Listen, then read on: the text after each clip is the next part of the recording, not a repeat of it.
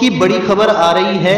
मुस्लिमों की बड़ी तंजीम कहे जाने वाली जमीयत उलेमाए हिंद ने कर्नाटक की मुस्कान का वीडियो वायरल होने के बाद मुस्कान खान को 5 लाख रुपए नगद इनाम देने की घोषणा कर दी है।